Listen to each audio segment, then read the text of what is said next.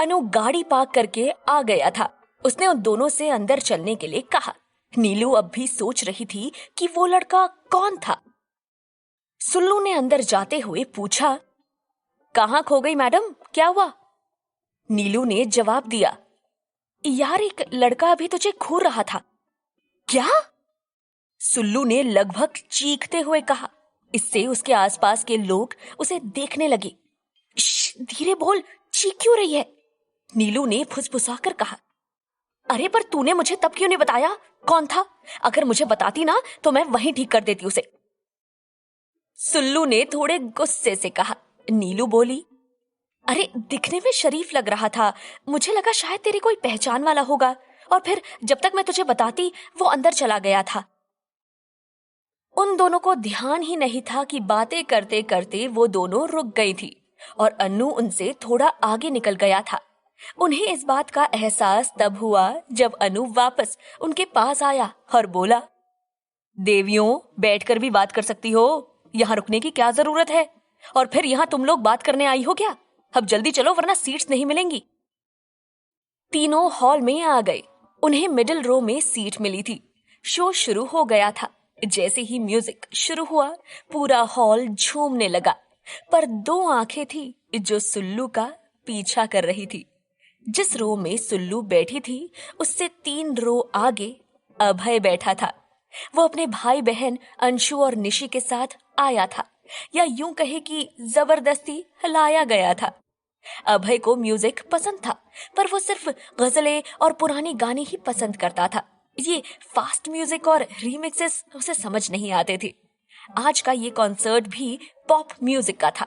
कुछ famous pop stars आए थे परफॉर्म करने के लिए।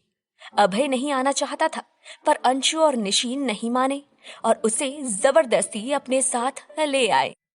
वो जैसे ही यहाँ पहुंचा उसने सुल्लू को बाहर खड़े देखा। पहले तो उसे अपनी आंखों पर यकीन नहीं हुआ, फिर उसने बहुत गौर से उसे देखा। ये सुल्लू ही थी, वही मासूम सा चेहरा, वही कजरारी आंखें।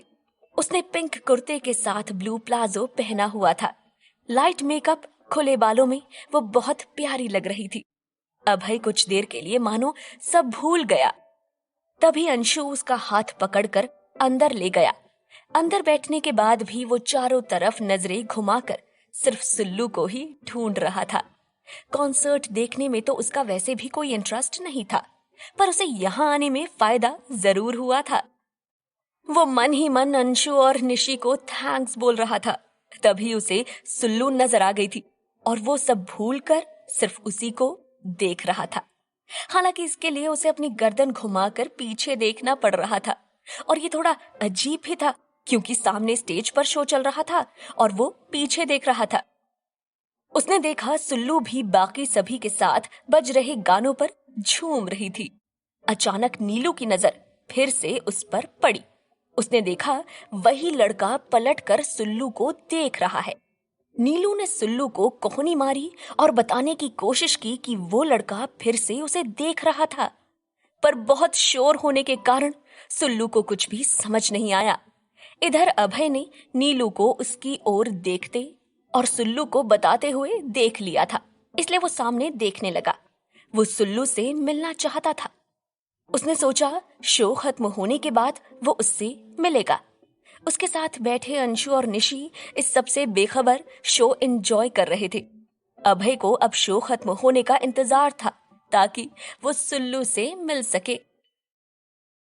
शो बहुत रात तक चला। रात करीब 2 बजे शो खत्म हुआ। अचानक से सभी एक साथ बाहर जाने लगे। इस भीड़ में अभय का सुल्लू से मिल पाना मुश्किल नहीं हो पाया था। वो उदास हो गया। रास्ते भर वो खामोशी से गाड़ी चला रहा था। अंशु और निशी को लगा कि वो जबरदस्ती अपने साथ ले आए थे उसे, इसलिए अभय का मूड खराब है, पर हकीकत तो कुछ और ही थी। अभय जहां एक और खुश था कि आज इतने दिनों बाद उसने सुल्लू को देखा, वहीं दूसरी ओर उदास था क्योंकि वो उससे मिल नहीं पाया। इधर सुल्लू बहुत खुश थी। बहुत दिनों बाद उसने एक खुशनुमा शाम बिताई थी। अपने दोस्तों के साथ उसने बहुत एंजॉय किया था। अन्नू और नीलू ने उसे अपने घर ही रुक जाने के लिए कहा। उसकी माँ ने भी उससे कहा था कि अगर देर हो जाए तो वो उन्हीं के घर रुक जाए। अगले दिन संडे था, ऑफिस जाने का भी टेंशन नहीं था, इसलिए वो उनके घर रुक गई। अगले दिन सुबह सुल्लू, नीलू और अनु देर से उठे। अनु ने सबके लिए चाय बनाई। तीनों एक साथ बैठकर चाय पीने लगे और कल के कॉन्सर्ट के बारे में बात करने लगे। तभी नीलू ने कहा, ओए, तुझे पता है वो लड़का जो हॉल के बाहर तुझे घूर रहा था ना, वही हॉल के अंदर ही शो देखने के बजाय तुझे ही देखे जा रहा था। मुझे तो लगता है वो तेरा कोई छुपा हुआ आशिक है। इतना कहकर नीलू हंसने लगी। चुप कर, कुछ भी बोलती है। आशिक और मेरा मरना है किसी को जो मुझसे आशिकी करे?